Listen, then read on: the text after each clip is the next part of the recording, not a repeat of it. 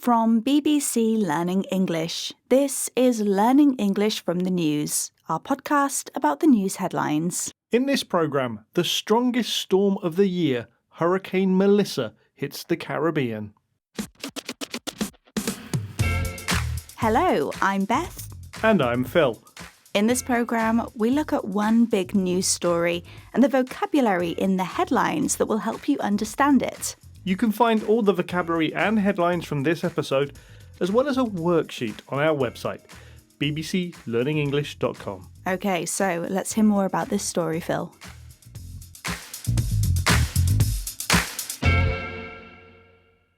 Hurricane Melissa hit Jamaica on Tuesday as a Category 5 storm, with violent winds that reached a high of 295 kilometers per hour. It's also now hit Cuba. The Jamaican Prime Minister has declared the country a disaster area and warns of devastating impacts. It will take time to know exactly how bad the damage is, but we know homes and hospitals have been badly affected and there is severe flooding across Jamaica. It's the strongest storm on Earth so far this year and is one of the strongest storms in the Atlantic Ocean this century. Our first headline is about the hurricane. Hurricane Melissa makes landfall in Jamaica, and that's from The Guardian, a newspaper in the UK. That headline again, Hurricane Melissa makes landfall in Jamaica, and that's from The Guardian, a British newspaper. So this headline says Hurricane Melissa has made landfall, and that's the phrase we're going to look at. We know land and fall already, but this is one word, so Phil, what does it mean? Well, it means the moment when something travelling across the sea or air reaches the land. Make turns it into a verb, so make landfall means reach land. So this headline is saying the hurricane has reached land. It's hit Jamaica. Is this phrase often used for hurricanes? Yes, you'll often see it in headlines relating to storms, hurricanes or tropical cyclones, because makes landfall usually means the moment where the damage begins and people are really affected. We can use it for things other than storms though, can't we?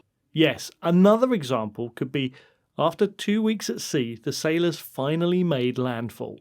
And we can also use it metaphorically, although it's not as common.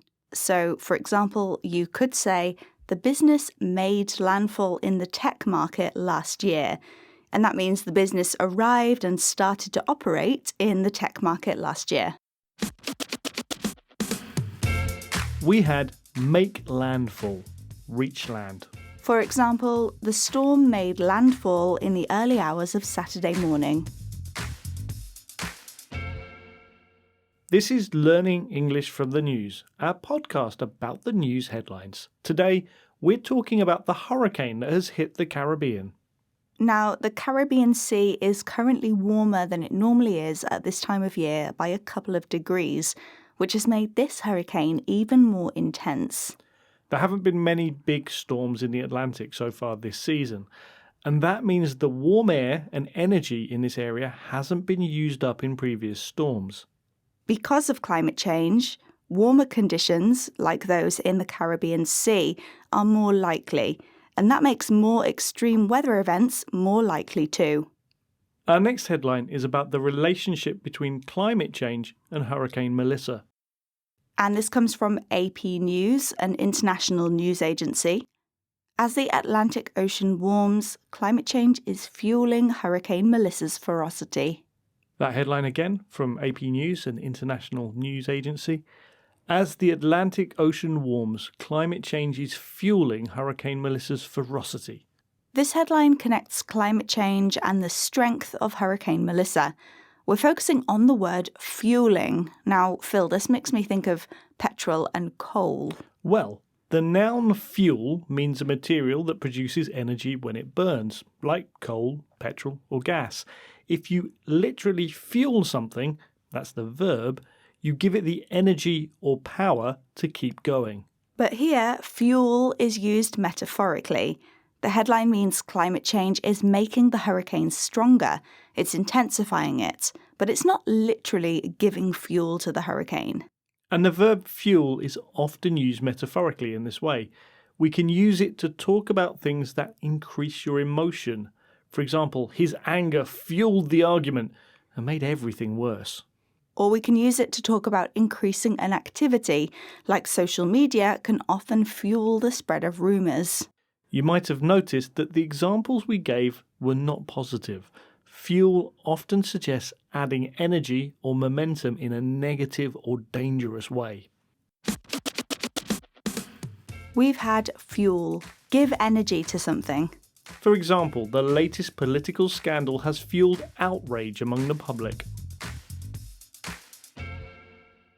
This is Learning English from the News, our podcast about the news headlines. Today, we're talking about Hurricane Melissa, which has hit the Caribbean. A US Air Force reserve crew, known as the Hurricane Hunters, flew through the centre of Hurricane Melissa on Monday to collect data for the National Hurricane Centre. They recorded wind speeds of up to 282 kilometres per hour and also filmed the centre of the storm. Our next headline comes from an article about this. Storm chasers fly inside the eye of Hurricane Melissa, and that's from BBC News. That headline again, storm chasers fly inside the eye of Hurricane Melissa, and that's from BBC News.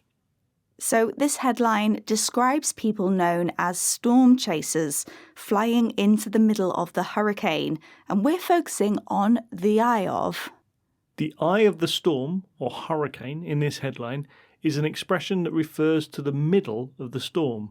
The eye of a hurricane is actually quite calm and the air is quite still while the heavy rainfall and violent winds swirl around it. So in this case, the headline literally means the middle of the storm, which is where storm chasers have been flying. However, it's very common to use the eye of the storm metaphorically in English to talk about things other than weather, isn't it? That's right. The phrase can be used to describe a moment of calm in the middle of chaos. For example, the manager remained in the eye of the storm even when she heard there were going to be even more difficult times ahead for her team. This means she remained calm. But we also often use it to mean someone or something is in the centre of a dramatic, difficult or controversial situation. And in that case, the centre isn't necessarily calm. So, for example, after pictures of the politician were printed in the papers, he found himself in the eye of the storm.